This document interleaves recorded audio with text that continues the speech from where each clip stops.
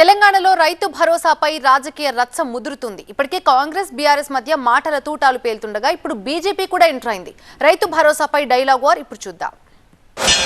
అట్లాగే రైతులతో పాటు వివిధ రంగాలకు సంబంధించిన ట్యాక్స్ పేయర్స్ కానీ ఇతరత్ర స్టేక్ హోల్డర్స్ అందరి అభిప్రాయాలు కూడా తీసుకుని దానికి అనుగుణంగా వచ్చినటువంటి అభిప్రాయాన్ని అంతిమంగా చట్టసభలో చర్చకు పెట్టి శాసనసభలో జరిగేటువంటి చర్చ ద్వారా అంతిమంగా రాష్ట్ర ప్రభుత్వం విధానపరమైనటువంటి జీవోని ఇష్యూ చేసి రైతు భరోసా విడుదల చేసే కార్యక్రమం చేస్తుందని చెప్పడానికి నేను రాష్ట్ర ప్రభుత్వం నుంచి సంతోషిస్తాను. నేనెవరూ నాలుగు గోడల మధ్యలో కూర్చొని మా విధానపరమైన నిర్ణయాలు ప్రకటించి మా ఇష్టానుసారం ప్రజలపైన ఏది రుద్దేది లేదని చాలా స్పష్టంగా మా ప్రభుత్వం ఈ సభ ద్వారా మీ ద్వారా రాష్ట్ర ప్రజానికి కూడా స్పష్టంగా చెప్తాను.